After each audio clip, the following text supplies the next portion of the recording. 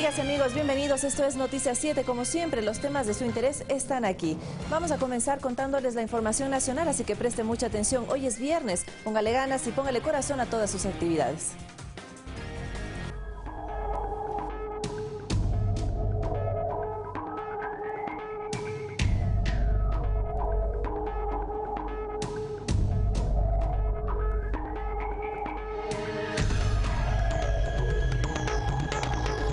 Comenzamos. Según una publicación del diario argentino Página 2, el candidato presidencial por la Alianza Creo Suma, Guillermo Lasso, tendría 49 empresas offshore en paraísos fiscales como Panamá, Islas Caimán y Delaware.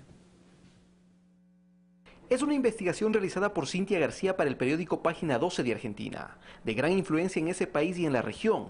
En el trabajo periodístico se describe como el ahora candidato presidencial por la Alianza Creo Suma, Guillermo Lasso, está asociado a 49 empresas en paraísos fiscales entre 1999 y 2002. Su fortuna pasó de 1 millón declarados a 31 millones de dólares gracias a la especulación con los bonos emitidos tras el feriado bancario, el equivalente al corralito argentino. La publicación dice que Guillermo Lasso habría constituido las empresas offshore meses antes de su primera participación política en las elecciones del año 2012, poniéndolas a nombre de familiares y allegados. Pero, ¿cómo se da este entramado de salida de capitales a paraísos fiscales?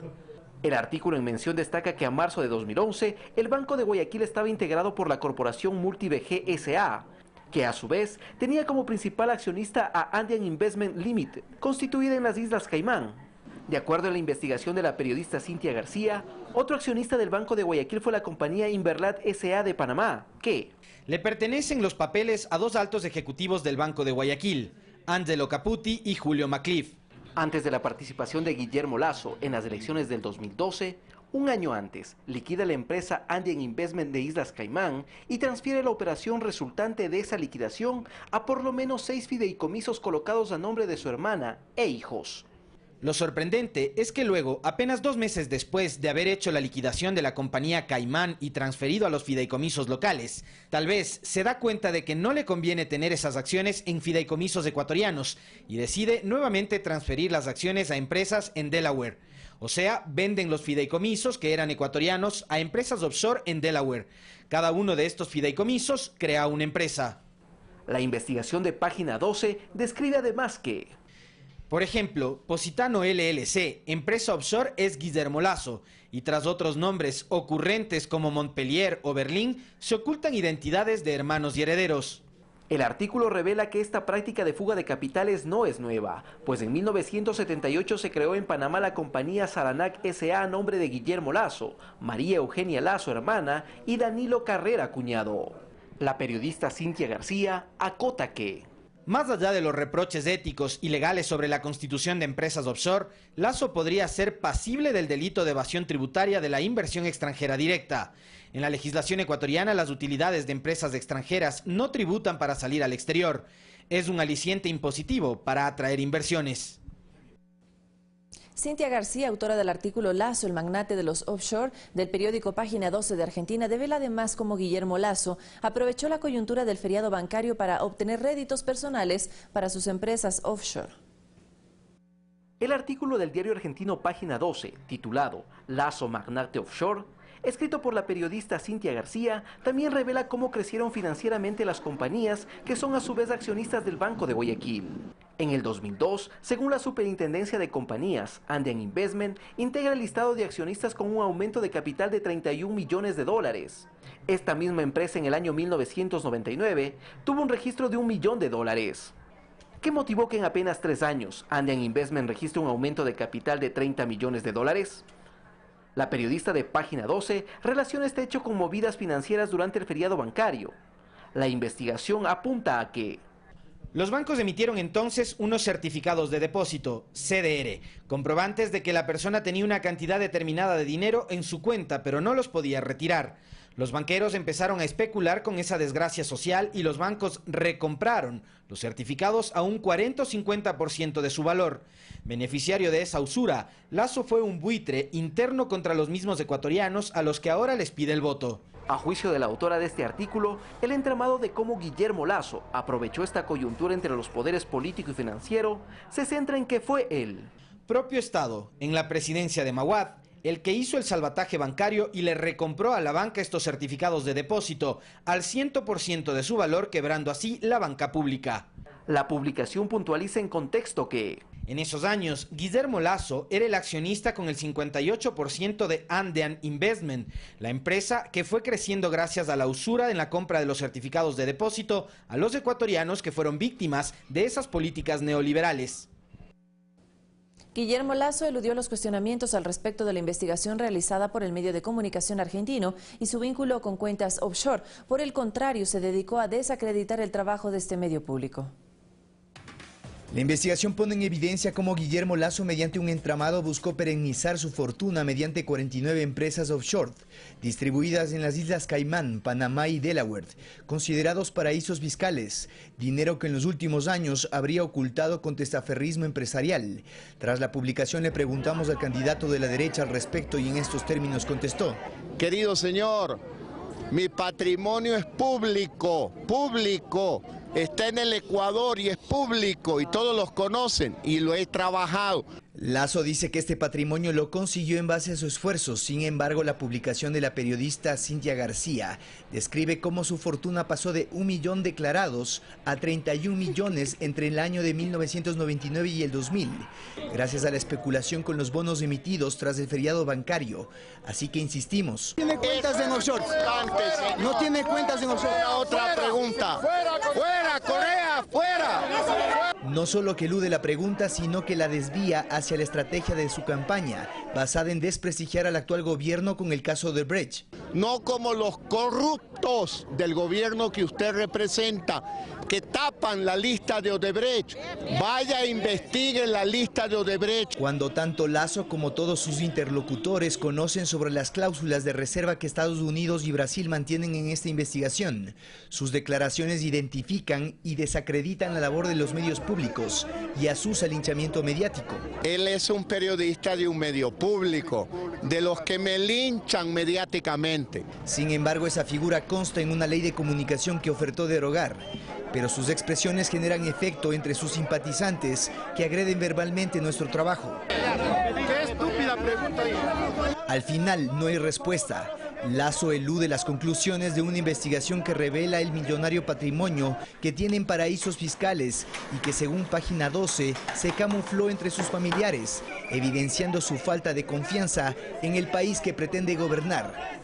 César García, Ecuador TV. Y luego de que el medio argentino Página 12 reveló el vínculo de Guillermo Lasso con 49 empresas constituidas en paraísos fiscales, el tema tuvo amplio replique a través de redes sociales. En Twitter, el hashtag Lasso es offshore se mantuvo como tendencia, registrándose un importante número de mensajes que cuestionan las operaciones realizadas por el actual candidato a la presidencia del Ecuador.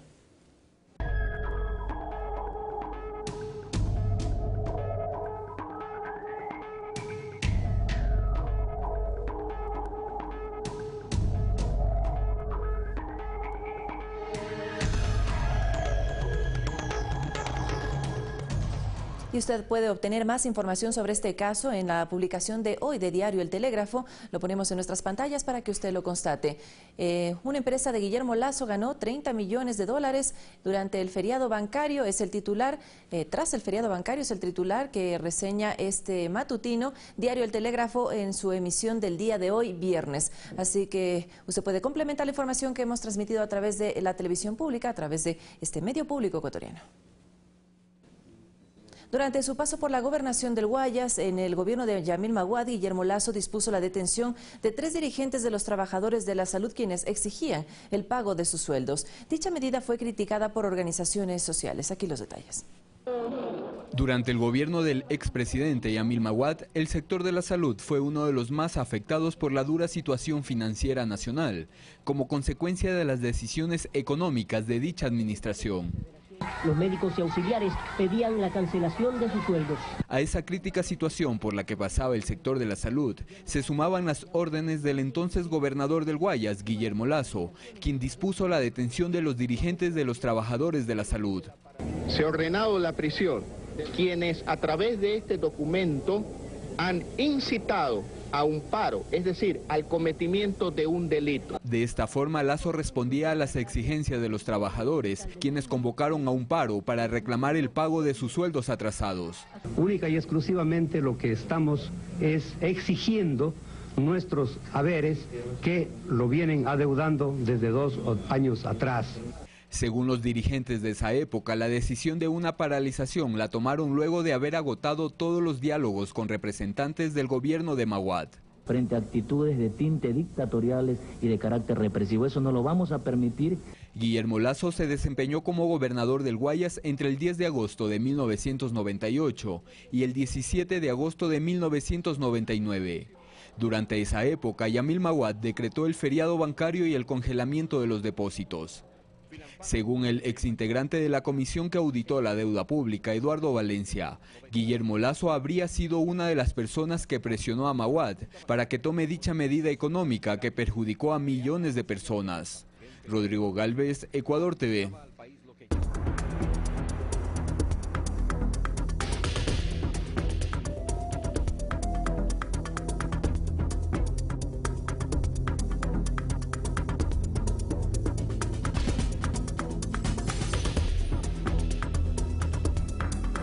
Otro antecedente de la gestión de Guillermo Lasso fue cuando fue ministro de Economía en el gobierno de Maguad, fue la propuesta de incrementar el impuesto al valor agregado, IVA, del 10 al 15%. 18 años después plantea eliminar algunos tributos. Al interior del gabinete ministerial del expresidente Yamil Maguad era un secreto a voces que uno de los hombres de mayor confianza era el banquero Guillermo Lasso, dueño del Banco Guayaquil. Primero fue gobernador del Guayas, justamente en el periodo en el que se decretó el feriado bancario y el congelamiento de depósitos. Meses después, fue superministro de Economía. Lasso en su nuevo cargo tenía como tarea la elaboración de la proforma presupuestaria para el año 2000. Una de sus propuestas era incrementar el IVA del 10 al 15%. Entonces, esos impuestos que se reducen o se eliminan, ¿se compensan con qué? ¿Con el IVA fundamentalmente? Con el IVA y con la reforma de impuesto a la renta. ¿El 15% del IVA? El IVA del 10 al 15. Y en ese plan estaba algo que perjudicaba a los empleados públicos. Reducir el pago de sueldos.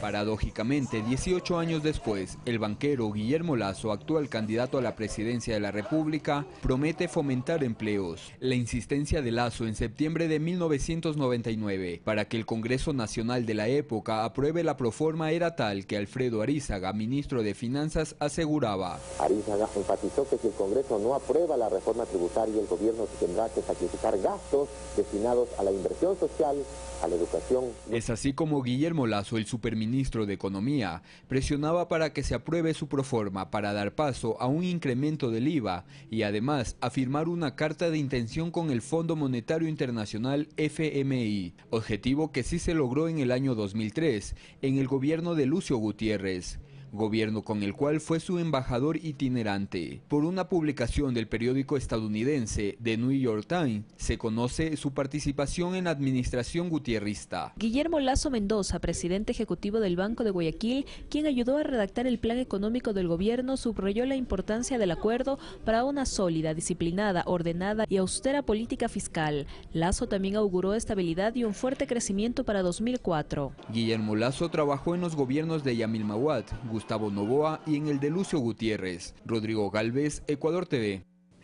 A propósito de las acusaciones y supuestas responsabilidades sobre el feriado bancario sufrido hace 18 años en Ecuador, el ex superintendente de bancos, Juan Falconi Puig, aseguró que los banqueros fueron los causantes de este episodio de la historia del país.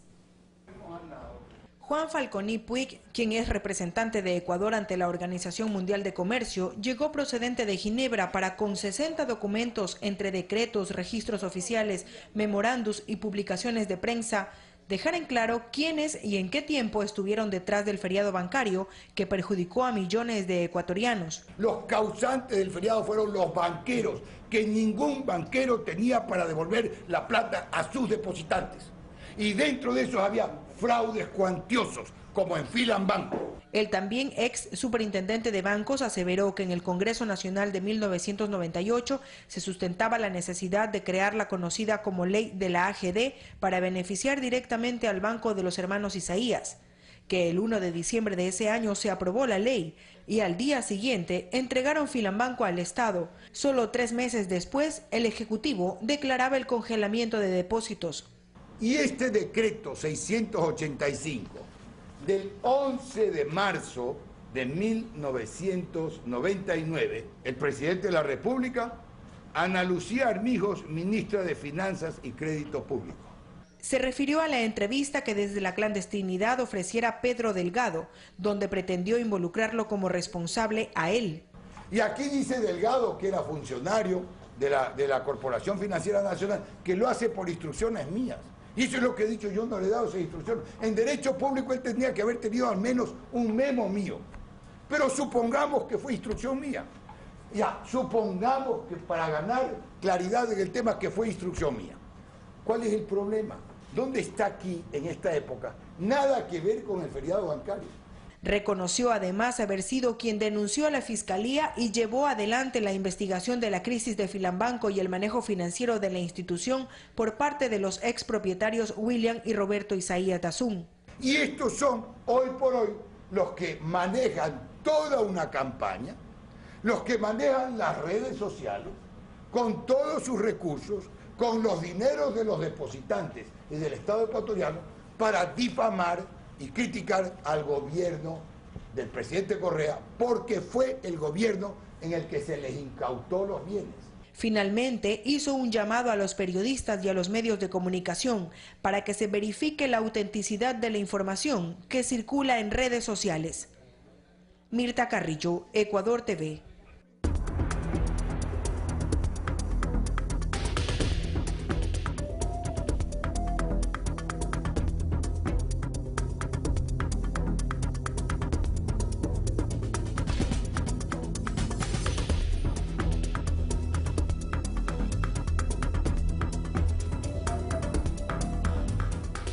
El presidente Rafael Correa visitó las instalaciones del Hospital Obstétrico Ángela Loaiza en la provincia del Oro. Allí habló sobre las investigaciones de las mafias dentro de las casas de salud públicas en la venta de medicinas. Luego el mandatario recorrió la vía Vega-Rivera Pasaje. En horas de la mañana el presidente recorrió el Hospital Obstétrico de Santa Rosa Ángela Loaiza, infraestructura que tiene una capacidad de 58 camas y cuenta con tecnología de punta.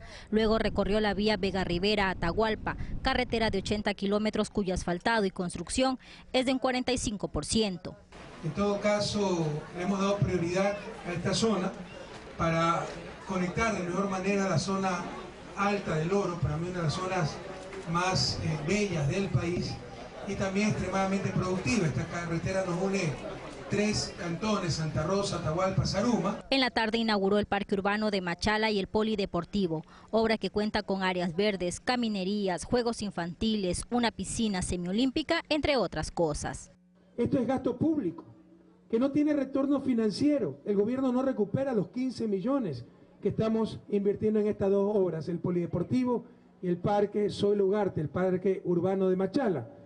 Pero esa es la torpeza de los neoliberales, de la derecha, pensar que todo se mide en dólares.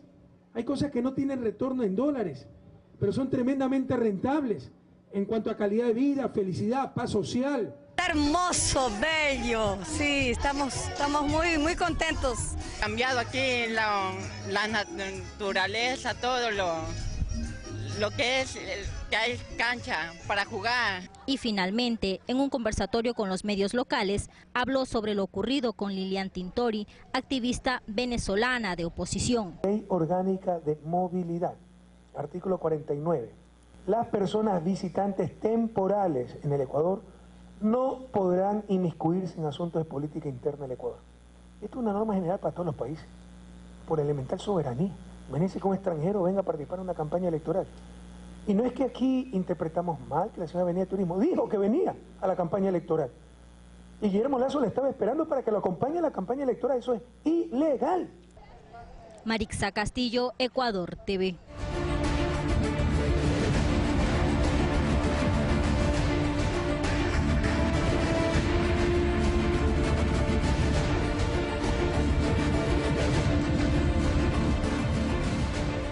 Estábamos ahí trabajando con otra amiga y cuando mi amiga me dice, Liliana, temblor, y yo le digo, sí, tranquila. Cuando ya empezó ahí, iba parando así poco, cuando después otra vez empezó más duro el movimiento y mi amiga me dice, vamos saliendo, y yo estaba ahí pues esperando, pensando que iba a parar, pero no paró. Ella salió y yo me quedé. Cuando empecé a tratar de salir no pude, llegué hasta la puerta nomás y se cayó todo.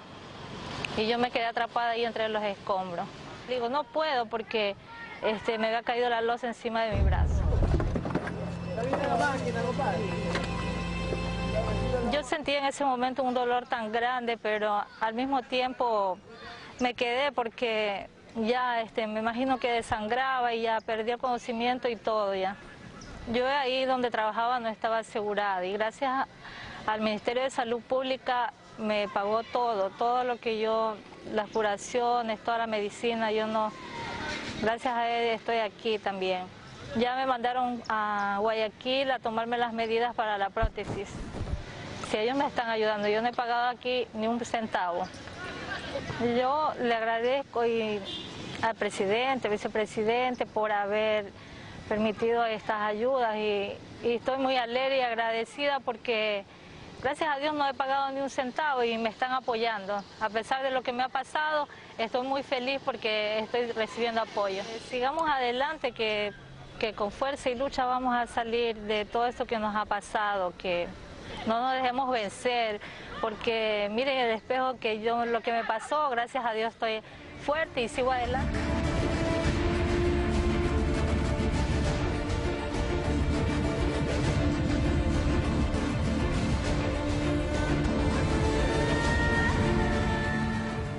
6 de la mañana, 51 minutos. La propuesta que plantea el candidato de derecha Guillermo Lasso en materia de educación debilitaría la infraestructura pública y terminaría con la privatización del sector, así aseguran expertos, tal como sucedió en Chile. La propuesta presentada por el binomio Lasso-Páez contempla un modelo de copago para tener acceso a la educación en el Ecuador, en una planificación que en la última década se ha caracterizado por ser gratuito y de calidad. Un esquema que fue implementado en Chile durante la dictadura y que, como nos cuenta Ignacio Muñoz, catedrático de la Universidad San Andrés, convirtió a los estudiantes en una mercadería. Se desarrolló muchísimo la educación privada, alimentada con estos subsidios públicos. Y la educación estatal provista a nivel de municipios comenzó a debilitarse bastante. ¿Ya? Esa misma realidad que se vivió en el sistema escolar se reprodujo también en el sistema universitario. Y hoy en día la educación, la provisión estatal está muy limitada, digamos, en el sistema escolar y en el sistema universitario, y nosotros necesitamos fortalecerla. Reconoce que el modelo ecuatoriano ha tenido resultados, al punto que en su país se analiza la posibilidad de incluir el componente social en la educación. Nosotros tenemos un sistema esencialmente privado que no tiene componentes insuficientes de protección social. Nosotros estamos en este sistema privado tratando de incluirle un elemento de gratuidad como el que tienen ustedes. En nuestro país, Nelly Miño, rectora del Colegio 24 de Mayo, asegura que el actual modelo ha mejorado la cantidad y la calidad de la educación.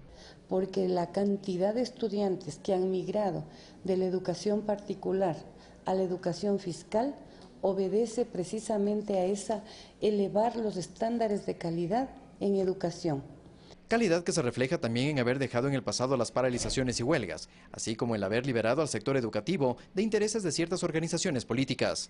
Ahora lo que llama la atención de esta docente es la propuesta de privatizar la educación, como lo ha planteado el candidato Guillermo Lasso. La propuesta del copago, y que más o menos se traduce en la entrega de un voucher educativo, lo que va a hacer es privilegiar la privatización de la educación, va a privilegiar la educación particular, la educación privada. ¿Piensa usted que solo el cierre de una institución ya representa un problema enorme? Según estos criterios, la educación en estos últimos años se convirtió en un derecho. Cambiar este modelo sería privatizarla y tener acceso limitado. Carlos Flores, Ecuador TV.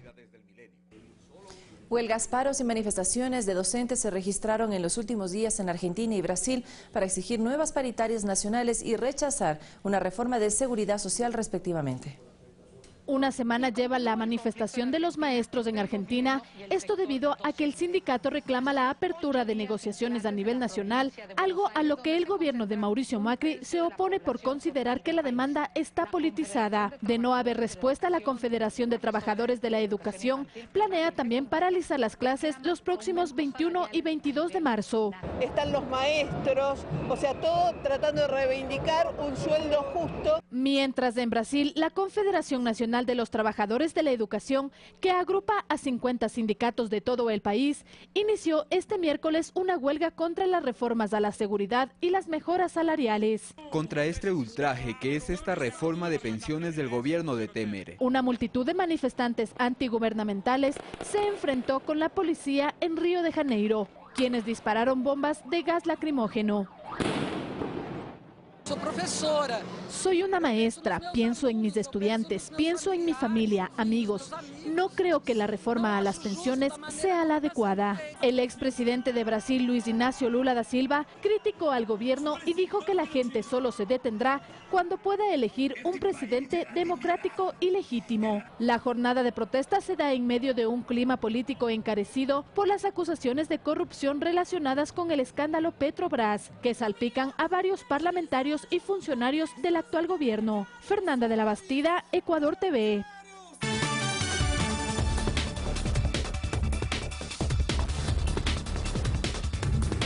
De inmediato las noticias del mundo. Le contamos a esta hora que a 62 asciende el número de muertos por las lluvias que azotan el norte de Perú. El desbordamiento del río Guaycoloro arrastró viviendas, animales y a una mujer que logró salir con vida en medio del lodo y los escombros.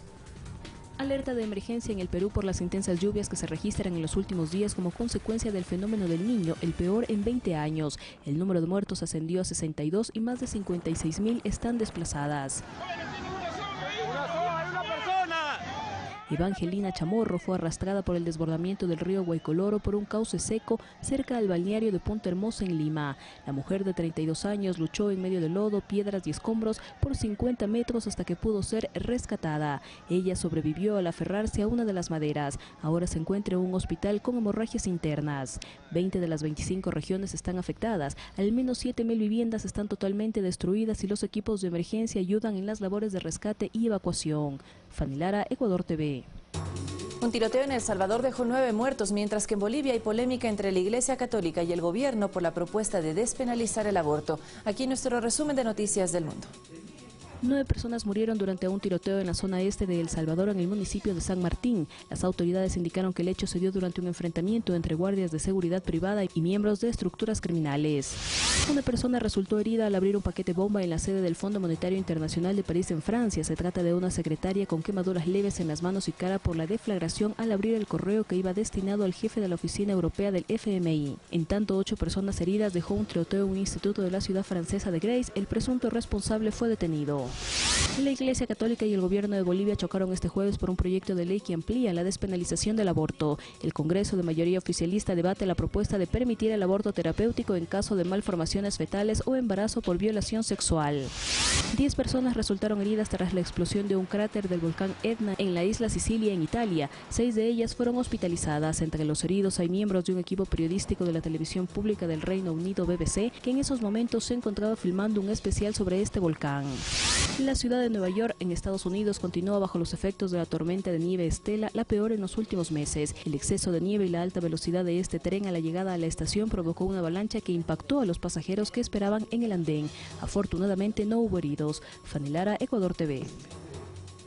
6 de la mañana con 58 minutos. Momento de hacer nuestra primera pausa en Noticias 7, pero al regresar construyamos pensamiento crítico con Carlos Rabascal. Así que no se desconecte, esta es la televisión pública para ustedes.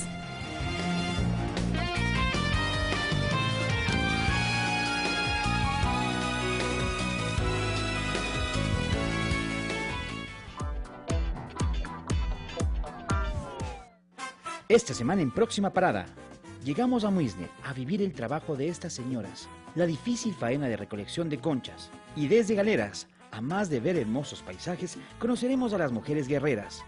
Próxima Parada Gastronómico. Sábado, 18:30.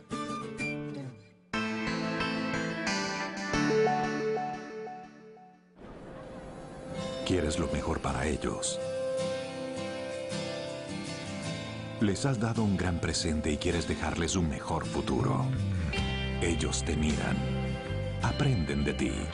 Quieres compartirles enseñanzas. Quieres que crezcan con valores y tengan muchas oportunidades. Cuando cumples responsablemente tus obligaciones tributarias, estás construyendo un legado para los que vendrán. Con tu contribución, aportas al Ecuador del futuro. Declara y paga tu impuesto a la renta. SRI le hace bien al país. Autorización 0343. CNE, Elecciones Generales 2017. Comencemos a trabajar para construir un país de paz. Aprendamos a lograr acuerdos para alcanzar el buen vivir, dentro de nuestra familia, en nuestro lugar de trabajo, con el trato a los demás, en la forma de ser y de vivir. Los sueños se hacen realidad cuando le ponemos alma, alegría y corazón. Acuerdo para el buen vivir. Los domingos a las 8 horas.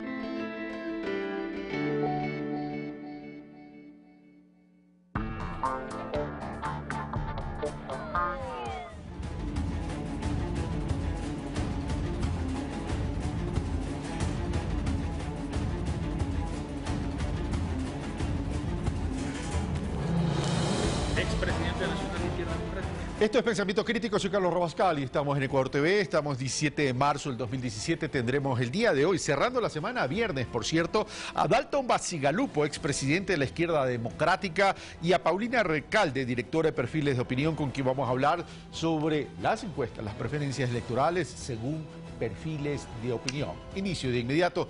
Dalton Bacigalupo, muy buenos días, gracias por haber aceptado la invitación. La Izquierda Democrática llegó a ser el partido más y mejor estructurado del país. Un partido con bastante condumio ideológico, pero a partir de la salida de Rodrigo Borja de la presidencia de la República y de la dirección del partido, daría la impresión que eso se transformó en tierra de nadie y comenzó a decaer hasta desaparecer.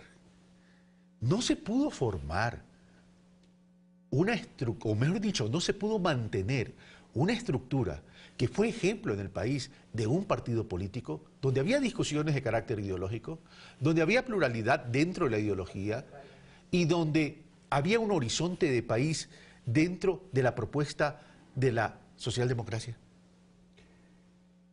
Bueno, la historia lo dice, Izquierda Democrática fue la fuerza política hegemónica en un momento histórico del Ecuador, un gran partido político con un gran líder, con principios morales y éticos que no admitían jamás quiebra de ninguna naturaleza.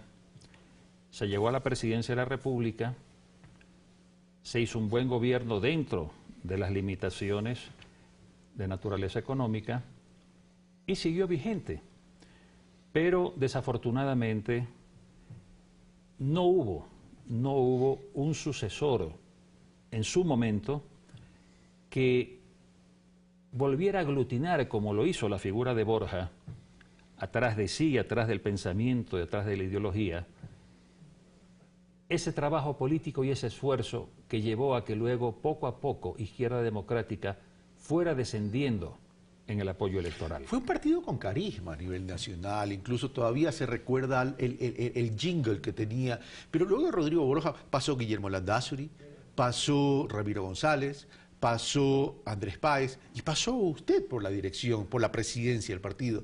O sea, ¿se comenzó a transformar en un partido sectario? Bueno, le hago una observación. Ramiro González nunca fue presidente nacional del partido. Es Andrés Páez el que en una convención en Cotopaxi le gana las elecciones internas a Ramiro González y asume Páez la presidencia del partido. Y con Páez viene una precipitada carrera de descenso de la votación del partido. Y Páez me deja a mí, cuando yo asumo la presidencia del partido, un partido casi en el último puesto del escalafón política, me deja un partido sin recursos, porque él despilfarró los recursos que recibió del Fondo Partidario Permanente y me dejó simplemente la esperanza y la posibilidad de que con mi actuación como presidente nacional del partido pueda el partido comenzar un proceso de recuperación. Proceso que no se pudo concretar porque Páez termina, por intereses personales en un momento, dividiendo a Izquierda Democrática para irse a ofrecer al banquero Lasso y a su movimiento Creo, haciendo una suerte de travestismo político, pasándose de la izquierda a la derecha. ¿Por qué? Porque él simplemente, pensando en su interés personal, fue pagado en esa traición a Izquierda Democrática con la posibilidad de que sea asambleísta por Pichincha, por el movimiento Pero ¿cómo Creo. entender? Usted lo sucede a Andrés Páez, que tengo entendido en ese momento estaba prohibida la reelección vía estatutos de la Izquierda Democrática de forma inmediata, pero sin embargo, Andrés Páez era su vicepresidente. Lo que pasa es que el proyecto de Páez siempre fue un proyecto personalista y cuando él, luego de reducir en extremo al partido y propiciar con su falta de capacidad de liderazgo la unificación del partido, gente como Ramiro González, el actual prefecto de Pichincha Baroja y otros dirigentes se fueron del partido porque simplemente para Páez el adversario interno era un enemigo al que había que destruir. Entonces, cuando esa gente ve que no tiene futuro democrático dentro de Izquierda Democrática, simplemente se fue del partido. Cuando ya él tiene que cumplir el periodo estatutario de 2 años y no puede ser reelegido según el estatuto, no tiene a su lado una persona a quien confiarle la responsabilidad de la presidencia nacional del partido. Y me manda a llamar para que yo en su momento lo suceda en la esperanza de que yo le entregue el partido después de 2 años para que él pueda cumplir sus objetivos exclusivamente de orden personal. Como él ya vio que yo no me podía prestar para sus manejos politiqueros, convoca una convención falsa en Ambato, nombra a un títere, Henry Llanes, para que asuma la presidencia del partido, y esa directiva falsa nunca fue registrada en el Consejo Nacional Electoral. Y si la prensa seria de este país revisa los archivos del Consejo Nacional Electoral, verán que el último presidente legalmente elegido en Izquierda Democrática fue Dalton Bacigalupo. Y efectivamente en esa directiva consta Páez como primer vicepresidente nacional. En esa presidencia que dice usted fue la última directiva antes de Vilma Andrade. Claro, no, pues estamos. Claro. ¿Usted se refiere a Vilma Andrade en la época actual o a Vilma Andrade en aquella época? No. Vilma Andrade, en un proceso de reinscripción del partido, logra la reinscripción de Izquierda Democrática y es la actual presidenta nacional. O sea, eso es época si se actual. revisan los archivos, el anterior presidente, antes de Vilma Andrade, no fue Henry Llanes, este títere farsante que se prestó para este manejo politiquero de Páez. Eso tiene que ver porque los reglamentos que se exigían, me refiero en aquel entonces, daban la posibilidad que como punto de partida la permanencia de la directiva, y en este caso del presidente, corrían a partir de la inscripción del reglamento. Por supuesto. Entonces, ¿qué pasó? Cuando Páez ve que yo no estoy dispuesto a su manejo político y a sus proyectos personalistas, a respaldar esos proyectos, él divide el partido y se vende políticamente al banquero Lasso por la retribución de un puesto de asambleísta por Pichincha. Y los últimos años que él ha actuado en política han sido a nombre de Creo. Él fue patrocinado por Creo en Pichincha. Entonces él se pasa, le digo, este travesti político, este travesti ideológico, se pasa de la derecha a la izquierda con una facilidad asombrosa. Cuando dice se sale del partido, se divide el partido. Fracciona el partido en aquel entonces todavía estaba en plena vigencia, todavía no había desaparecido. Sí, pero ya con esa división fue imposible recoger el número de afiliaciones para reinscribirlo en el Consejo Nacional Electoral. Él le dio el golpe mortal al partido, dividiéndolo y fraccionándolo, con lo cual hubo una desmoralización en las bases del partido. No hubo una asamblea del partido en que se debatió y se discutió si iba a haber un giro de carácter ideológico. No. Él se llevó a su tropa, a su jefe, el señor Lasso. Él dividió el partido, se fue con su gente, se vendió con su gente, sin ningún respeto al antecedente político de su militancia en el partido, sin respetar su antecedente presidente nacional del partido. Para él la ideología no vale nada, es un membrete simplemente para hacer negociaciones donde siempre buscará una ventaja personal. Usted ha mencionado en algunas ocasiones que le dejó un partido sin recursos. ¿A qué se refiere? Exactamente. Una cosa es dejarlo sin recursos porque se emprendió algún tipo de proyectos y se utilizaron los recursos, y otra cosa es cuestionar el uso de los recursos. El doctor Páez manejó en 2 años de su administración $1.100.000. yo recibí un partido con $60.000. Ese $1.100.000 lo despilfarró. ¿No? Hizo reuniones consecutivas. ¿No? Gastó la plata inmoderadamente. Y cuando ve que ya no hay plata, y cuando ve que el partido ha caído electoralmente, gracias a su pésima administración, no encuentra un dirigente que pueda encargarse de la presencia del partido y me manda a ver para que yo pueda asumir eventualmente esa posibilidad. Y yo acepto por afecto a la figura de Borja, que ya estaba retirado del partido lastimosamente. Y por afecto a él, a la militancia que se merecía mejor suerte, volví yo al partido a cogerle, digo, una situación crítica. Pero bueno, eran los retos que yo me planteaba en ese momento. ¿Pudo constatar de mal uso de recursos dentro del partido? Yo creo que hubo, para decirlo en términos light, ¿no? Términos ligeros, simplemente despilfarro del partido, de los dineros del partido. ¿Por qué Dalton Bacigalupo habla ahora y no se reinserta en la nueva izquierda democrática? Porque vi hasta dónde podía llegar la ambición humana, la falta de moral política, la falta de ética en los procedimientos, que recibí realmente un gran golpe, ¿no? Porque uno entiende que uno está en la política es para servir, no para servirse de la política. Y preferí hacer una pausa, como le he hecho. Sin embargo, yo, adscrito a la tendencia de centro-izquierda, siempre he venido acompañando con mi voto y mi conversación, mi diálogo, mi discurso, al gobierno de la Revolución Ciudadana. O sea, usted reivindica una coherencia ideológica para Dalton Bacigalupo. En el centro-izquierda yo creo que 10 años de la Revolución Ciudadana tiene un balance altamente positivo para el país y que no se puede juzgar esa obra de 10 años por la actual situación de hace 2 años que se deteriora fundamentalmente en la economía y básicamente por la caída del precio del petróleo. Hay valores que reivindicar en la gestión de este gobierno y repito, no podemos poner en riesgo los avances sociales y la estabilidad política que le ha dado al país el gobierno de la Revolución Ciudadana. Recordemos esos nefastos y corruptos 10 años de la vieja partidocracia, donde hubo bucaramismo, donde hubo alarconato, donde hubo el maguadato, donde hubo el gutierrato, donde hubo el feriado bancario, donde hubo una descomposición que salió a la luz para transparentar lo que era el maridaje corrupto entre banqueros, políticos y medios de comunicación. Yo no quiero que se vuelva al pasado, porque gran parte de esa podredumbre política está respaldando hoy la candidatura de Guillermo Lasso. Yo no puedo votar por esa podredumbre. Pero sin embargo la actual izquierda democrática está dividida. Hay sectores, no, más que sectores diría yo, personajes de la izquierda democrática que han experimentado una suerte de quiebra ideológica, pero yo creo que la dirigencia mayoritaria y la militancia mayoritaria del partido y fundamentalmente el electorado de izquierda democrática que siempre votó por Borja en sus luchas contra Febres Cordero, en sus luchas contra el Partido Social Cristiano, en sus luchas contra el populismo, en sus luchas contra Arlá Bucarán, fuerzas que ahora están atrás del señor Lasso, ese electorado que apoyó a Borja, que sabe que Borja ubicó el partido en el centro-izquierda, votará en el centro-izquierda. Y el candidato del centro-izquierda es claro, es Lenín Moreno, frente al candidato de la derecha neoliberal, que es el banquero Lasso. ¿Rodrigo Borja se llegó a sentir traicionado?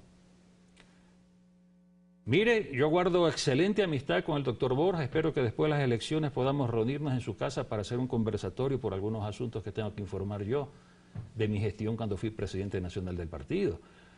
Él está fuera del país, él no opina políticamente, él hace muchos años se reserva sus decisiones.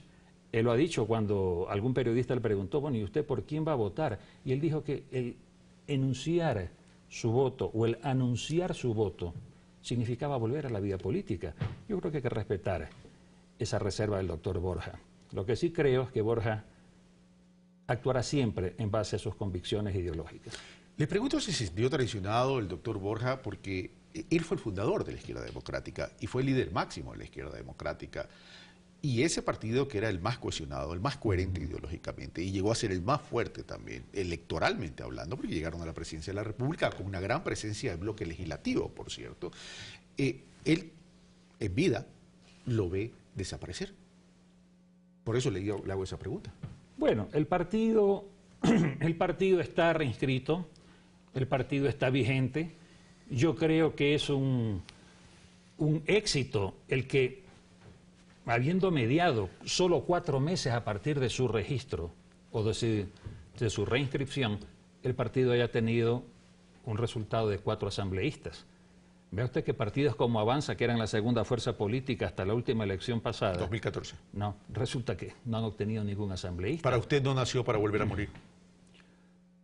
No, yo creo que dependerá del esfuerzo de las nuevas generaciones. Y me complace ver que hay un grupo de jóvenes profesionales que sí están manteniendo las tesis ideológicas del partido y que han rechazado las quiebras ideológicas de algunos dirigentes que han llamado a votar por Guillermo Lasso. Dalton Bacigrupo, muchas gracias por estar con nosotros. Gracias a usted. Una pequeña pausa y regresamos.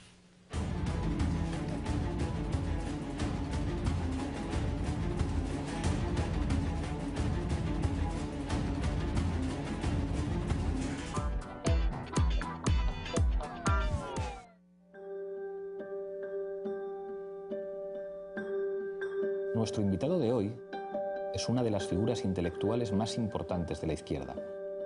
Hijo de republicanos españoles, educado como francés en Tánger, doctorando y analista del cine en París, ha sido inspirador de experiencias políticas e intelectuales cruciales en las últimas décadas. En otra vuelta de tuerca, Ignacio Ramonet. Sobre todo con sistemas políticos, con gobiernos que han tenido la voluntad de distribuir esa riqueza, de repartir esa riqueza. Han hecho salir de la pobreza decenas de millones de personas. En otra vuelta de tuerca, hoy, 20 horas.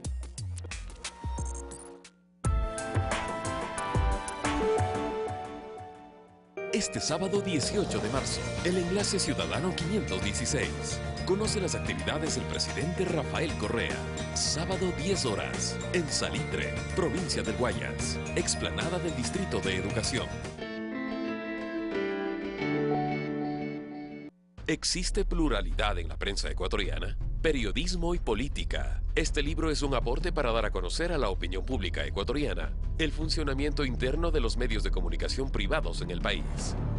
Pídalo a su repartidor más cercano. De venta en Guayaquil, Quito, Cuenca y Ambato. Locro de papa. Sancocho. Caldo de bolas. Arroz de cebada. Caldo de patas. Jaguar locro. Caldo de 31. Aguado de gallina. A los ecuatorianos nos encanta comer sopa. Y el Ecuador tiene la mayor variedad de sopas en América. Prueba nuevos sabores y únete a la nación del sabor en la Cuchara Criolla. Muy pronto, por Ecuador TV. Un nuevo y amigable café para perros aterroriza a todos por culpa del perro del dueño. Cuando Sasa ve a otros perros, muestra todos sus dientes como un vampiro. César 911. Este domingo, 18 horas. Ella es parte de la familia.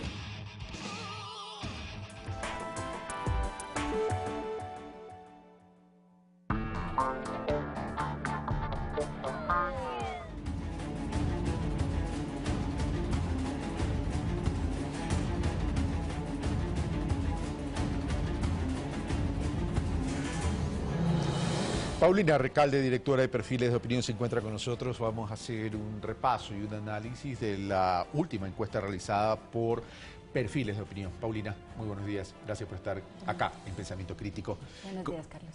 Que conste que no comienzo con bromas. Vamos directamente a la ficha técnica. Sí, esto la corrimos en 23 provincias, dejamos fuera Galápagos, no porque no nos gusta ir allá, sino que resulta esta vez costoso hacerlo. Hombres y mujeres de 16 y más años, la cerramos del 11 de marzo, es decir, es justo antes de que empiece la campaña electoral. La muestra es de 6.000 entrevistas y esto nos permite tener un margen de error de más o menos 1.3. más menos 1.3. O sea, es un margen de error bastante pequeño. A nivel nacional es un margen pequeño, sí, esto significa, simplemente para que la ciudadanía pueda entender esto, es que con los porcentajes que mencionamos puede estar 1.3 hacia arriba, 1.3 hacia abajo. Así es decir, a ver, en resumen, para entrar de lleno ya a los resultados de las preferencias electorales de la ciudadanía y de los electores. 23 provincias del sector Galápagos, 6.000, una muestra de 6.000 encuestados en hogares, me imagino, 16 años para arriba, hombres y mujeres. Ok, ¿qué se preguntó y qué se definió en esto? Sí, lo primero que quisimos conocer, como para tener un marco de qué había sucedido en la primera vuelta, es el momento en el que decidió su voto. Esto es importante porque hay un 53% que nos dice que lo tenía decidido antes de la campaña, y cuando hacemos el cruce es más frecuente que esta opción sea entre quienes votaron por Lenín Moreno, tenían una decisión anterior a la campaña, y esto de alguna forma se entiende porque recordemos que la tendencia iba muy estable en el caso de este candidato. Estamos hablando primera vuelta, evidentemente. Primera vuelta. Ya, okay. Y el porcentaje que me parece más relevante es que el 19% a nivel Ecuador dice haber decidido el mismo día de las elecciones, es decir, frente a las urnas. Esto hace sentido con ese 20% que decíamos en la última semana que se mantenía indeciso. Entonces, 19% de el electorado a nivel país decidió frente a las urnas, esto en la Amazonía fue el 22%. ¿Esto qué nos permite entender? El comportamiento electoral y la forma en la que se tomó la decisión por cada una de las candidaturas en primera vuelta. En la segunda vuelta, es decir, ya pensando en el próximo proceso, lo que tenemos en este momento es que hay un 13% que no ha decidido su voto a nivel de Ecuador. Comparativamente hablando, es algo más la indecisión en la Amazonía con el 14%, pero podemos decir que ya hay un gran avance en términos de decisión a distancia, a diferencia de lo que sucedía en la primera vuelta, que teníamos un amplio margen de incertidumbre. Es un poco difícil evaluar esta decisión de segunda vuelta porque durante la última segunda vuelta fue en el año 2000, si no me equivoco, 2006, 2007. Sí, hace rato que no vivimos una segunda vuelta. Hace rato que no se vive una segunda vuelta. Entonces, si tenemos memoria histórica, este comportamiento de indecisión en relación a las últimas segundas vueltas que fue entre el 2006 para atrás, ¿qué nos dice?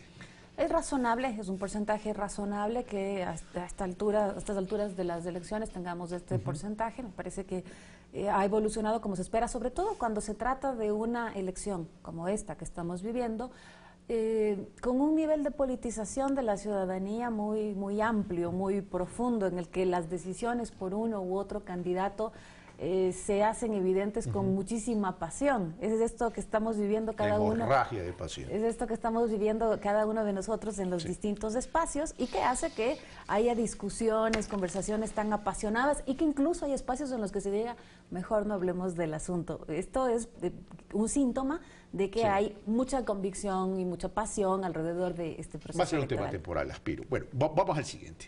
La siguiente pregunta. Sí, luego ya la intención de voto. ¿Qué quiere decir la intención de voto? Que mostramos, independientemente de que nos haya dicho que decidió o no decidió, entregamos una papeleta que es igual a la que recibirán el día 2 de abril para que marquen su Paremos voto. ahí entonces. Sin perjuicio que hay un nivel de indecisión a la fecha de corte de realización de la encuesta del 13%, en ese momento se le presenta la papeleta y la persona, independientemente como que estuviera frente a la urna, vota. Así es. O sea, toma una decisión.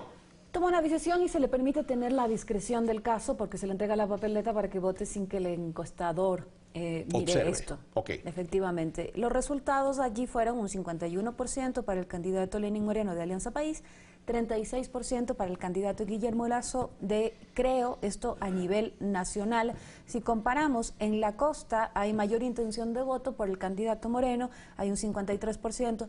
El tener una mayor votación en la costa para Moreno guarda concordancia con lo que vimos en la primera vuelta. Recordemos que el candidato Moreno ganó en todas las provincias de la costa. En la sierra la diferencia es de 49 para Moreno, 37 para Guillermo Lasso, también para que hagamos memoria. Recordemos que Guillermo ¿Cuánto dijiste Lasso, Guillermo Lasso en la sierra? 37%. ¿Y en la sierra Guillermo Lasso? ¿En la costa Guillermo Lasso? No, Lenín Moreno 49, Guillermo Lasso 37. Y en la costa 53 Lenín Moreno y 34 Guillermo Lasso. Ya. Como decía, recordemos que en la Sierra la votación mayor la recibió Guillermo Lasso en la Sierra Central, y en el caso de la Amazonía, donde Guillermo Lasso ganó en toda esta región, lo que vemos en este momento es un empate técnico donde los dos candidatos tienen un 44% de intención de voto.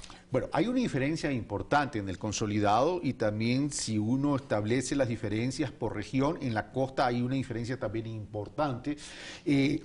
Esto se produce, ¿por qué razón? Se produce porque la votación de los candidatos que no llegaron al final, que no llegaron a la segunda vuelta, se comienzan a distribuir. Significaría entonces que la votación, independientemente de las alianzas que pueden hacer los partidos, las organizaciones, los candidatos con los líderes, los votos no son transferibles. ¿La transferencia se está dando más aceleradamente en beneficio de Lenín Moreno? Bueno, lo que vemos en este momento es que había una votación de base por Alianza País y por Lenín Moreno en esta región. Esto es lo que hace que haya ganado en la primera vuelta electoral. En la primera vuelta, y con una diferencia a nivel nacional de más de 1 millón de votos a nivel nacional. Sí, por ejemplo, en el caso de Cynthia Viteri, los votos aportan tanto a Guillermo Lasso como a Lenín Moreno, pero en este momento van algo más a Lenín Moreno. Es que a eso voy, porque si bien los votos no son transferibles, habían algunos analistas que decían la votación de Cynthia Viteri ideológicamente se guarda más relación por ser Partido Social Cristiano con Guillermo Lasso. Pero, sin embargo, de aquello, y fundamentalmente en Guayaquil, daría la impresión de que la presencia de Alianza País tiene muy buena penetración, y al cerrar el universo de los candidatos como opción, la candidatura de Lenín Moreno y la presencia importante también de Jorge Glass haría que es más factible acceder a esa votación. Sí, algunas cosas suceden en esa provincia y en Guayaquil. Por un lado, la presencia de Alianza País buscó afianzarse desde las primeras elecciones de Rafael Correa, con una intencionalidad en invertir en esa ciudad, en esa provincia, para llegar a compartir nichos, y esto que hemos dicho muy frecuentemente, de correístas, nebotsistas, correístas. Lo votan a Nebot en lo local, lo votaban a Correa en lo nacional, y subsistían y convivían bien. En este momento probablemente es la primera ocasión en la que tienen que tomar una decisión, pero no es una decisión tan compleja. Más compleja fue la de la primera vuelta, cuando Cynthia Viteri terminó segunda, recordemos esto. Ahora es menos compleja, ¿por qué?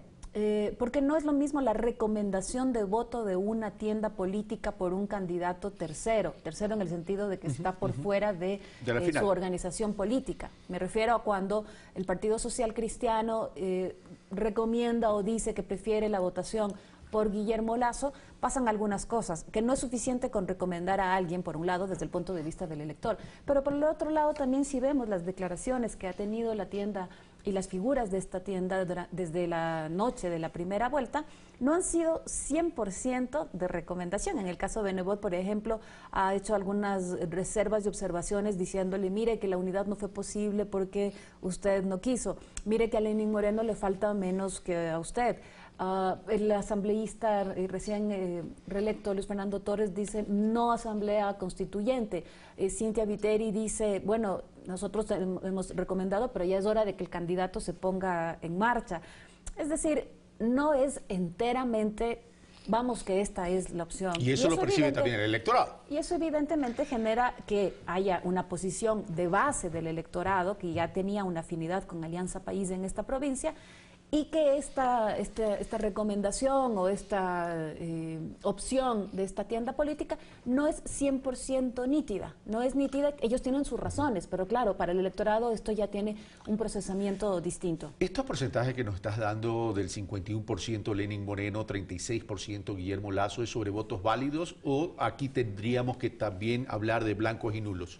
Estos votos totales, porque tenemos un 7% de blancos y un 6% de nulos, un 13%, recordemos que tuvimos en la primera vuelta algo similar, más o menos un 10% que está dentro de la votación histórica de nulos y blancos. Esto significaría entonces que ambos candidatos van a subir en algo cuando hablemos de votos válidos. Si es que no se mantienen los tres, bueno, claro, y además considerando si se mantiene este 13% de nulos y blancos. Ya, hablemos de sectores, ya hablamos de regiones, ahora hablemos de sectores de la población que prefieren al uno o al otro. Comencemos por los jóvenes, entre los 16 y los 18, si tenemos ese dato, y también hablemos hombres, mujeres.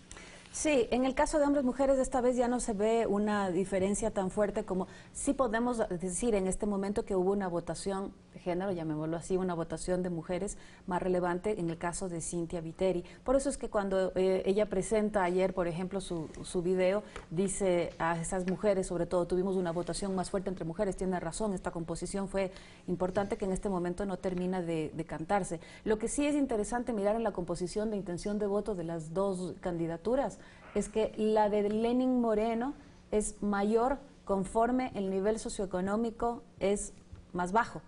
En el caso de Guillermo Lasso tiene la composición inversa, contraria. Medio alto, sí, medio para arriba. Sí, esta composición es interesante, me parece que puede significar que tengamos mapas como los que ya vimos después de la primera vuelta, cuando vemos que la votación tiende a comportarse como centro-periferia.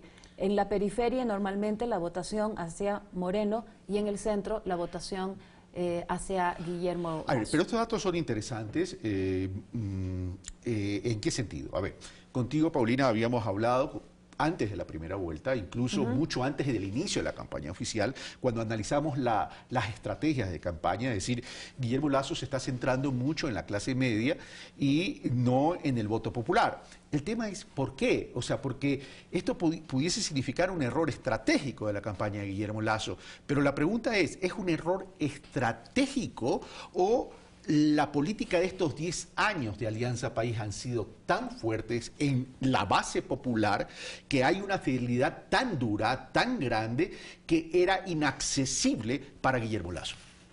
Yo diría que es más lo segundo, que en la medida en que estás en gestión, evidentemente tienes a favor la posibilidad de generar una penetración, una dispersión mayor en términos de clases populares. Yo no estoy de acuerdo con que Guillermo Lasso haya privilegiado una estrategia hacia las clases medias, porque simplemente revisemos que en este momento la propuesta que tiene mayor recordación entre los dos candidatos es la de Guillermo Lasso de generar empleo. 50% a nivel nacional recuerda como principal propuesta de este candidato la de generación de empleo. Y vamos a coincidir en que la generación de empleo es un tema que toca a todos. Es un tema que toca a todos y el tema de recordación no necesariamente se traduce en intención de voto, porque pasa por algunos elementos, pasa por el tema de la comprensión de la propuesta y por la credibilidad de la propuesta. Entonces, si yo me pongo todos los días a decir 1 millón de empleos, 4 años, evidentemente me van a recordar.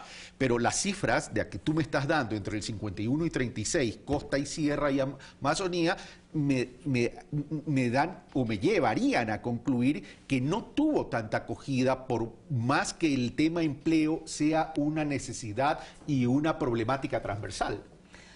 Sí, claro, pero yo decía que la apuesta, cuando tú me mencionabas que él equivocó de estrategia, yo diría que la apuesta originalmente es acertada. Posicionar nítidamente, fuertemente generación de empleo en un momento en el que estamos viviendo además crisis económica y principal preocupación es justamente el desempleo, esto es acertado porque toca a todos, toca a distintos rangos etarios, toca a distintos niveles socioeconómicos. Y género.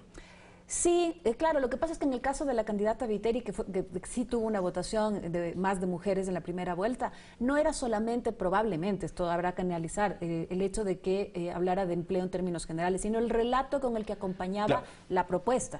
Pero eso fue en la primera vuelta, pero yo estoy hablando de la segunda vuelta. Ahora, ¿por qué entonces, si era un tema transversal que le preocupaba a todos, por qué en esta segunda vuelta no está teniendo tanta acogida esa propuesta de empleo?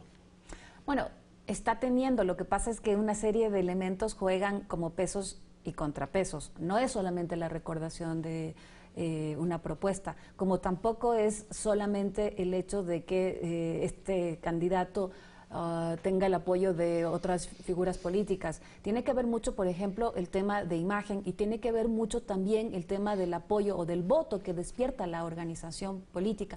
Es interesante que cuando nosotros preguntamos cuál fue la razón por la que usted votó en la primera vuelta por uno o por otro candidato, el candidato en el que se presenta más abultada como razón es siempre voto a esa organización política, es Lenin Moreno. Esto significa que hay un voto por la organización política. Sí, y que además me parece que fue el que permitió que en el legislativo el país tenga una mayoría absoluta. ¿Por qué digo esto? Porque recordemos que la campaña de esta vez, a diferencia de la de 2013, no necesariamente procuró un nivel de endoso. Y digo que se combinan una serie de elementos en el que hay que tener en cuenta también el tema de la imagen, que es un tema importante. Y sí hay una diferencia en el caso de la credibilidad, por ejemplo, que tiene el candidato Lasso, con la credibilidad que tiene el candidato Moreno a nivel nacional. En el caso del candidato Moreno, la pregunta es dicotómica, ¿usted le cree sí o no? 61% dice que le cree a Lenín Moreno. Esto es mayor en la provincia, digo, en la región de la costa, donde es del 64%. Ojo. Alto. En la Amazonía, aunque está mucho más cerca Lasso, pero igual sigue siendo mayor la credibilidad de Moreno, de 53 y 47 en el caso de él. Y en el caso de Guillermo Lasso, 38% sí le cree, 62% no le cree. Entonces, si yo comparo credibilidad, 38% de Lasso, 61% de Lenín Moreno, estoy hablando de otro atributo que está entrando en juego. He mencionado algunos. La recordación de propuesta, la de Lasso, es notablemente mayor, 50%. Cuando preguntamos qué es lo que más recuerda de Lenín Moreno, 25% menciona ayuda a los discapacitados. Esto me parece más que es una herencia de la gestión del ex vicepresidente con su gestión en gobierno. Y lo otro que he mencionado es el voto por la organización política. Bueno, es que este tema de credibilidad ya es un tema muy duro y un 61 versus 38 me daría la respuesta del por qué no tuvo tanta penetración en términos de la propuesta, en términos transversales. Ahora, ¿esto se podría constituir que Guillermo Lasso tiene un voto negativo muy alto? Sí, comparativamente hablando con el candidato Moreno, sí, hay una diferencia importante y además en el caso del candidato Lasso lo que ha pasado es que este voto negativo se ha sostenido en el tiempo. Me parece que los esfuerzos grandes de estrategia que ha tenido la candidatura de Guillermo Lasso no han logrado reducir suficientemente el voto negativo y ha hecho un esfuerzo que además hay que reconocer porque en este momento estamos hablando de las únicas dos organizaciones que se han nacionalizado. Se han nacionalizado, porque son las únicas dos que tienen una penetración a nivel de todo Ecuador. No es lo mismo en el caso de Viteri, cuando tuvo un anclaje mayor en la costa, no es lo mismo en el caso de Moncayo, que tuvo un anclaje mayor en la sierra. Y aquí permítanme que haga una breve cuña. Hoy a las 11 de la mañana en Flaxo va a haber un conversatorio sobre voto y territorio, para mirar qué ha pasado por cada uno de los territorios y cómo clivajes nacionales y regionales se siguen combinando. Me parece que es muy interesante y esto puede enriquecer mucho la comprensión del voto que se ha dado en primera vuelta y luego las relecturas que se harán para la segunda. ¿Qué significa que un candidato de la sierra como Lenín Moreno, no de la sierra, de la Amazonía realmente, pero él tiene mucho tiempo de su vida en la sierra, haya tenido más penetración en la costa frente a un candidato costeño? Bueno, ahí está la fortaleza de la organización política, me parece a mí. A ver, en el caso de Moreno, no hay que perder de vista que esta credibilidad, cuando digo yo que le cree el 61% a nivel nacional y que la credibilidad es mayor en la costa, donde es el 64% de credibilidad, bueno, ha habido una serie de atributos del candidato Moreno que han tenido una penetración a nivel de Ecuador menor en la Amazonía, esto es más bien es lo paradójico, menor en la Amazonía, pero con penetración a nivel nacional. Es decir, el candidato, Lenín Moreno, tiene este potencial. Pero se suma el voto por la organización política. Recordemos que la fortaleza de Alianza País en la costa no es de ahora. No es de ahora, no es esta votación que sorprende. Ya lo veníamos mirando desde las elecciones pasadas, sobre todo con votación además presidencial y para el legislativo. Lo de Manabí es realmente abultado, pero a presencia en Guayas. Vamos a ver qué pasa, por ejemplo, ahora en Los Ríos, donde Cintia Viteri tuvo una votación alta. Es decir, parte con una base importante que es la votación del partido, una votación dura del partido. Ahora, vamos a lo siguiente. ¿Qué tanto este resultado de preferencia electoral realizado el 11 de marzo, si no me equivoco, es decir, en el punto de partida de la campaña oficial, ¿qué tanto es votación dura y no va a haber y no pudiese existir cambios? ¿O qué tanto puede migrar en cuanto a la decisión del elector? Claro, cambios puede haber porque inicia la campaña y es de esperar que esta campaña... Ya nos quedan 2 semanas. Sí, pues 2 semanas en las que seguramente habrá mucha intensidad, mucho movimiento. Recordemos que además por la naturaleza de esta campaña permanentemente estamos todos esperando a qué hora salta una denuncia de uno u otro lado, y eso evidentemente podría contrariar las energías de uno y otro. Lo que podría suceder entonces es que esta diferencia se acorte. Esto podría suceder, que esta diferencia se acorte, porque cuando lo que vemos que el candidato Moreno, antes de que se anunciara su candidatura, venía siempre ya en primer lugar, es complicado que haya un crecimiento notablemente mayor. Lo que podría haber es más bien la posibilidad de que esta diferencia se acorte en lo que nos resta ya. Y recordemos además que encuestas solamente podremos presentar hasta la próxima semana. ¿Hasta qué día?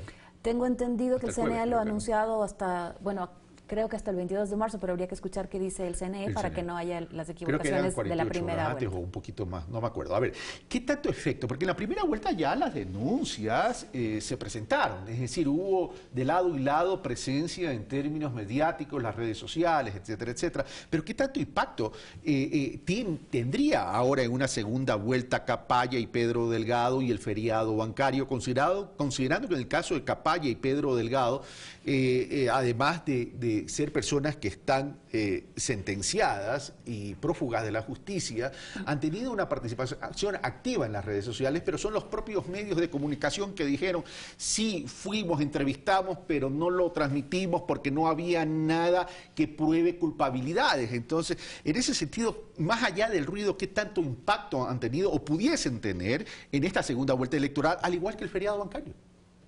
Yo creo que son 2 temas distintos. Sí, no, evidentemente, por eso lo planteo en 2 escenarios distintos. Sí, son 2 temas distintos. En el caso de la corrupción, lo que hemos visto es que hacia la primera vuelta hay un 30% más o menos que dice no haber conocido absolutamente ninguna denuncia de corrupción, no haber recibido, no haber conocido.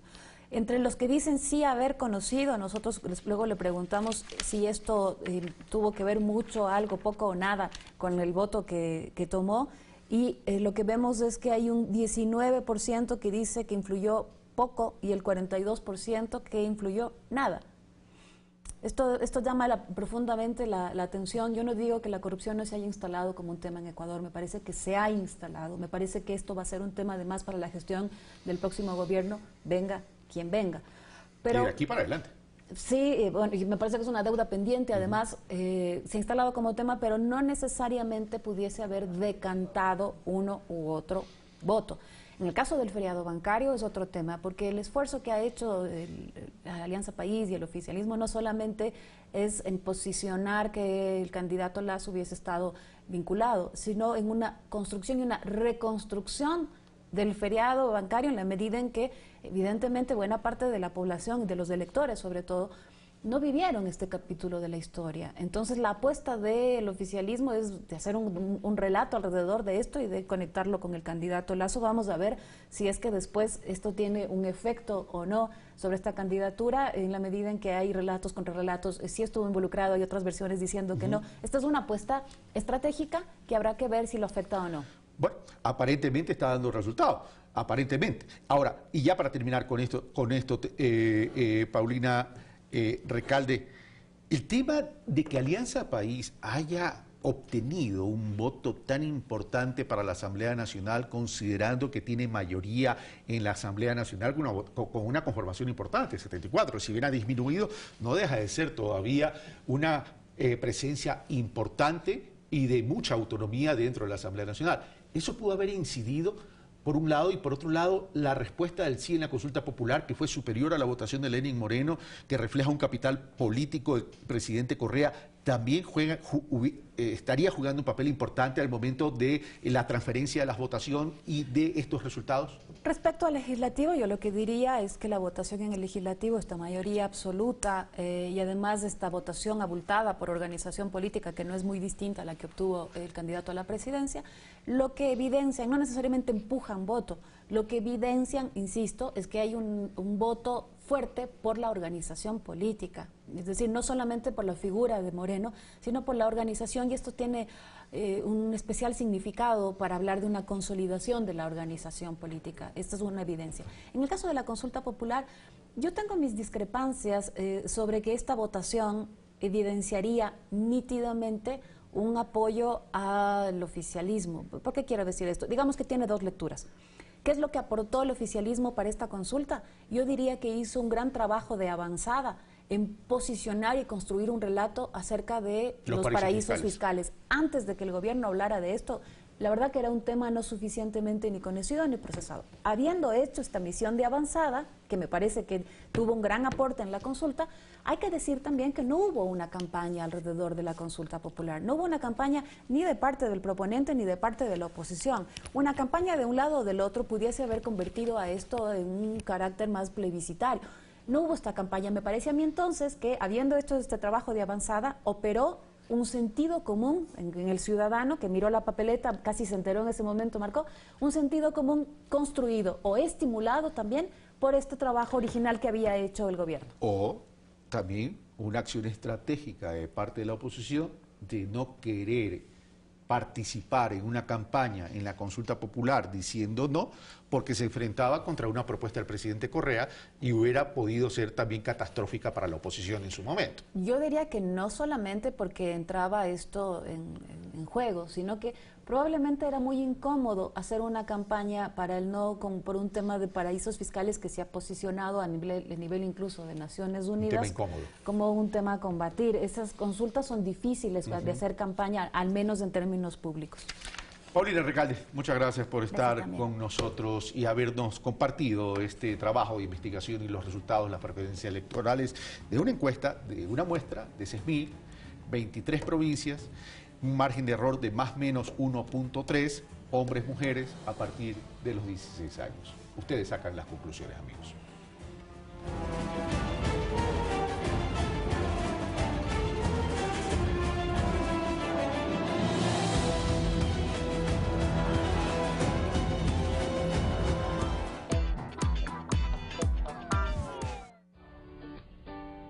Tener salud, un buen trabajo, estar con los amigos y por supuesto cerca de la familia son cosas que nos hacen estar felices. Al mediodía le dedicamos nuestro programa a este sentimiento, a la felicidad. Así que no se lo pierda por Ecuador TV, 2 en punto.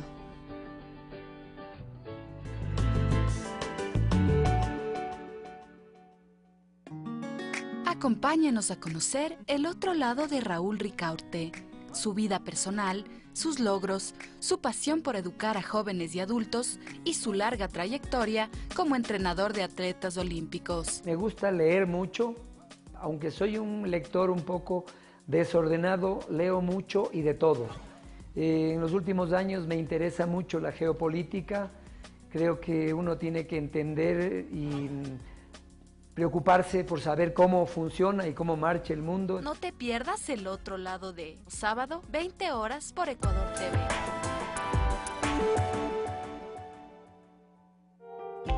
Ana de Peralta, lambateña que encabezó una gran protesta para reclamar por las disposiciones españolas de prohibir usar vestimenta indígena o españolas a las mujeres mestizas. Mujer tenía que ser. Los sábados de marzo, películas para todos los gustos. Romance, drama, comedia y más. Abrázame. En Noches de Cine, el pretexto ideal para quedarse en casa. Todos los sábados a las 21:30. Solo lo hago cuando viajo.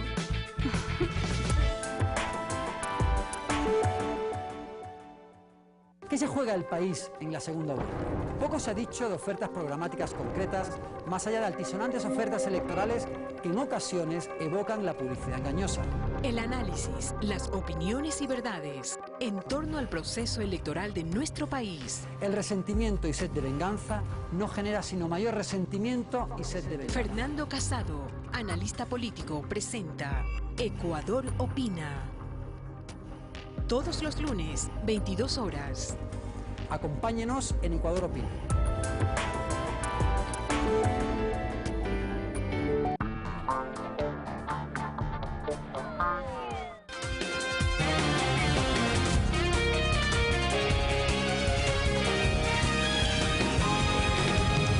Gracias por seguir en nuestra sintonía. Le contamos hasta ahora que el ambiente político electoral y las ofertas de los candidatos que aspiran llegar a Carondelet fueron analizadas en el programa Ecuador Opina que transmite Ecuador TV. Revisemos a continuación lo que dijeron los invitados. El ambiente electoral que vive Ecuador es motivo de análisis para Esteban López del Pino, comunicador argentino quien plantea una observación al momento que vive el país, a las propuestas que los candidatos a la presidencia han presentado al electorado. Para mí hay dos tipos de gobierno, un tipo de gobierno humanista y un tipo de gobierno economicista. Un gobierno tiene su mirada centrada siempre en la persona humana, que ya empezó hace muchos años en el Ecuador con el presidente Correa, que es el paradigma que confronta con el otro paradigma en el mundo, no solamente en Ecuador, que es el paradigma economicista. ¿Cuál es la diferencia? Que lo que tiene como punto focal es la rentabilidad. López del Pino plantea esta observación a partir de la experiencia que actualmente vive Argentina. En el día a día lo que más ha impactado es la inflación, que crece día a día y que eso te quita el salario. Justamente por eso el año pasado todos los empleados han bajado su salario. Cada vez hay más protestas de los docentes, de los gremios. Después ha crecido el desempleo y con eso crece el miedo a no conseguir un nuevo empleo. Es decir, La socióloga Carol Murillo coincide con el analista argentino. Advierte sobre lo que está detrás de la propuesta del candidato Lasso. La propuesta de cambio de Lasso es volver al modelo neoliberal, volver a las privatizaciones y desmontar el Estado garantista que nosotros pudimos conseguir a través de la Asamblea Constituyente de Montecristi. Murillo recuerda que la propuesta de Lenín Moreno apunta a fortalecer logros alcanzados en los últimos años sobre una base humanista. Muchísima gente que tenía subempleos, a veces en empresas o tercerización, no tenían seguridad social. Las empleadas domésticas no tenían un salario mínimo vital, no tenían tampoco seguridad social y ahora todos esos sectores amplios de la población tienen empleo. Para los analistas, los ecuatorianos el próximo 2 de abril tendrán que elegir por dos opciones claras: una propuesta humanista o aquella que busca la rentabilidad por sobre el desarrollo del ser humano. Fabricio Ceballos, Ecuador TV. Lenín Moreno recorrió los cantones de Pujilis, Aquisilí, provincia de Cotopaxi, donde le acompañaron sus simpatizantes. Ella es Verónica Chiriboga, quien vive en España y es una de las muchas mujeres que viajaron fuera del país tras el feriado bancario. Y al enterarse que el candidato Lenín Moreno recorrería el barrio San Felipe, salió con bandera en mano a mostrarle su respaldo. Y con dolor aún recuerda cuando se separó de sus seres queridos. Y me he perdido mis mejores años, he perdido no solamente un dinero que esos banqueros corruptos me quitaron, sino me quitaron ver criar a mis hijos, el amor de mi familia. Moreno recorrió varios cantones y en el trayecto lo acompañaron los asambleístas electos de la provincia de Cotopaxi. Ya en el cantón Pujilí se dirigió a los presentes. Mi carta de presentación es la misión Manuel Espejo, es la misión Joaquín Gallegos Lara. Es la modernización del registro civil, es la modernización de correos. Para Vilma Taxichana, la presencia del candidato de Alianza País, Lenín Moreno, le da esperanzas para que se mantenga la salud gratuita, la misma que ha impulsado el actual gobierno nacional. Tengo problema de cáncer y a mí me ayudó con eso de la Manuel Espejo para hacerme las quimios. Me ayudó todas las quimios y ha hecho buenas obras.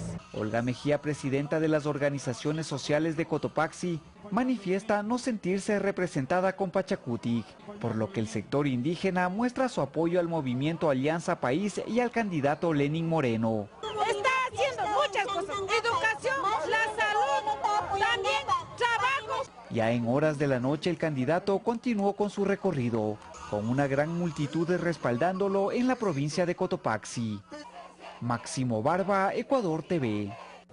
Y varias actividades desarrolló Rocío González de Moreno en la provincia de Cotopaxi. Visitó a grupos vulnerables para socializar el trabajo que realizará la Brigada Las Manuelas.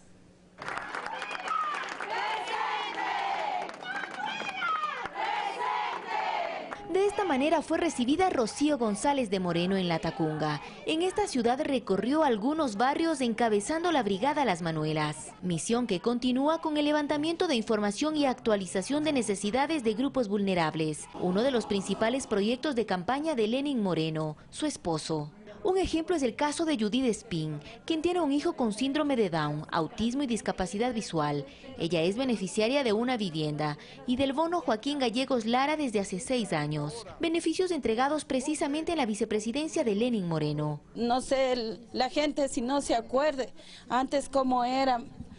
Uno se dormía hasta en el suelo y la salud ahora nos ponen hasta una camilla para que nosotros podamos estar ahí con nuestros hijos. Va a haber un nuevo programa, como le decía, préstamos sin intereses, si usted quiere poner algún emprendimiento con capacitación. En la campaña no todo es política. Rocío lo demuestra y en una de sus visitas celebró el cumpleaños de 2 personas con discapacidad.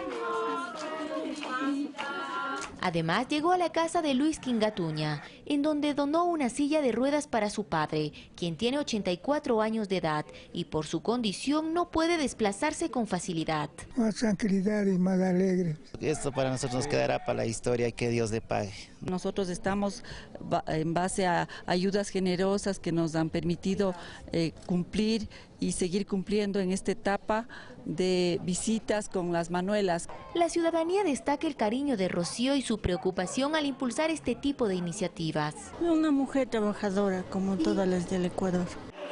Como parte de sus actividades, Rocío González de Moreno mantuvo un encuentro con mujeres en la Federación de Barrios de la Tacunga. Ahí explicó que la Brigada Las Manuelas trabajará tanto para personas con discapacidad como en la lucha contra la violencia de género y la prevención de drogas. Con casas de acogida para las mujeres que necesiten ir a un sitio donde les ayuden, les acompañen. Para evitar cualquier mal, lo principal es la prevención. Tras culminar este encuentro, se unió a las actividades de su esposo, a quien le entregó un detalle a su llegada. Finalmente compartieron un almuerzo juntos. Olga Velasco, Ecuador TV. Organizaciones de base del movimiento indígena y campesino de Cotopaxi expresaron su respaldo al binomio Moreno-Glass. Además, criticaron a los dirigentes que apoyan a Guillermo Lasso. Son las bases del movimiento indígena en la provincia de Cotopaxi, así como los transportistas, quienes manifestaron su respaldo al candidato Lenín Moreno para esta segunda vuelta electoral. Indicaron que trabajarán por conseguir los objetivos del sector agricultor, entre ellos créditos que permitan su desarrollo. Estamos aquí organizados para poder respaldar a nuestro compañero Lenín Moreno. Y por tanto, en la continuación del proceso del proyecto político de la Revolución Ciudadana. Dicen que los más de 520 años de lucha del pueblo indígena fue traicionado por ciertos líderes que ahora apoyan al candidato de derecha Guillermo Lasso. Supuestos líderes que venden conciencia. Hace 3 meses atrás rechazaban en Cunay y Cuaronare. Jamás van a vender a los banqueros. Serán contras y nunca serán cercanos. Ahora le ven ustedes como medios, están agarrados del mano. Rechazamos rotundamente a esas personas, a esas cúpulas dirigencial que vienen manejando 3, 4 personas y hacen negocio a la medianoche, compañeros de compañeros. En visita a esta provincia, el candidato Lenín Moreno dio su agradecimiento y se comprometió a trabajar juntos por alcanzar la equidad y justicia social. Aquí tenemos hermanos dirigentes indígenas que no se vendieron. Sabemos exactamente inclusive en qué momento salió dinero en efectivo de un banco para ser comprada una dirigente indígena. Ya le vamos a denunciar, ya le vamos a denunciar. Así es que, pero aquí están indígenas, hermanos queridos, que no se venden. Gracias. Los dirigentes indígenas indicaron que su trabajo será de campo. Anunciaron que estarán alerta a los resultados del próximo 2 de abril y si es el caso en las calles defenderán el voto popular. Olga Velasco, Ecuador TV. La continuidad en la transformación de la educación es la propuesta que difundió el postulante a la vicepresidencia Jorge Glass a los jóvenes de Guayaquil. Además, en una entrevista radial aseguró que enfrenta una campaña sucia. Con una amena entrevista en Radio Revolución, dialogando con Manuel Martínez, conocido como Pelo de Choclo, es como empezó la jornada Jorge Glass en su 4º día de actividades en Guayaquil. El candidato a la vicepresidencia de Ecuador se refirió, entre otros temas, a la campaña de la oposición y cómo se enfrentaron los problemas económicos nacionales. Hay mucha mentira, pelo de choclo, mucha campaña sucia. Qué pena, deberíamos estar hablando todos estos temas. Por eso yo no rehuyo a ningún debate, pero sobre esto, ¿qué va a hacer con la dolarización? Ese es el tema más importante, pelo de choclo. Si no tomamos las medidas que tomamos el año pasado, Y si hubiéramos tenido los tratados de libre comercio que Lasso dice que va a firmar, no aguantaba la dolarización, pues. Terminada la conversación, fue momento para compartir con cientos de jóvenes que se convocaron para conocer más detalles de la propuesta educativa para los próximos 4 años. Y no creer en falsas promesas o creer que va a haber una educación mejor quitándole la gratuidad. O sea, estamos bien así como está el país. Antes la educación no era como ahora, las oportunidades que tenemos de estudiar, que nos brindan becas y todo. Los docentes de la red de maestros confían en que se apuntalen los procesos iniciados. Como becas gratuitas para los maestros, como desayuno escolar, como libros gratuitos, que son prácticamente necesidades que tiene el pueblo ecuatoriano y especialmente el sistema educativo, nosotros respaldamos. El aspirante a ser reelecto como segundo mandatario destacó la importancia de confirmar el voto por el binomio de la 35. No quieren que nos vengan a privatizar la educación con cheques.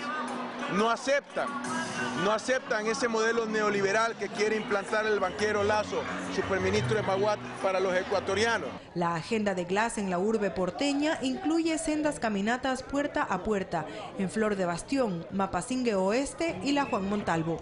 Mirta Carrillo, Ecuador TV. Tras las amenazas de grupos políticos de oposición de tomarse el Consejo Nacional Electoral durante la fase de escrutinio, el presidente de este organismo afirmó que ya solicitó a la Fiscalía la presencia de fiscales de flagrancia para evitar que ocurran delitos electorales. Juan Pablo Pozo, presidente del Consejo Nacional Electoral, comentó sobre las agrupaciones políticas que aún no reconocen los resultados oficiales para asambleístas, que ya pasaron las etapas de reclamaciones, objeciones, impugnaciones y apelaciones, dice. Ante que alguien especule, voy a presentar un recurso o no, o yo no acepto, ya es un criterio personal, pero está alejado de los recursos que da la ley. Sobre las declaraciones de los grupos de oposición que aseguran no aceptarán los resultados en caso de que no sean favorables a sus intereses, Pozo responde. En mi caso, ahí sí fue muy bueno y sí felicito. Pero en otro caso, cuando veo que ese resultado no me conviene a mí o a mi grupo, pues yo puedo tener la posibilidad de decir cualquier cosa sobre un proceso electoral. Yo no voy a adjetivar, yo no voy a denigrar. Yo sí creo que eso sí nos diferencia con ciertos actores políticos. Que existen también declaraciones de grupos de oposición que aseguran que se tomarán las instalaciones electorales, apunta. Que se esperen los resultados, que se piense hacer una vigilia, que se piense estar activados, sí, correcto, pero tomarse instalaciones, eso significa entonces no hagamos elecciones. Si esa es una posición democrática, al menos yo creo que no la es.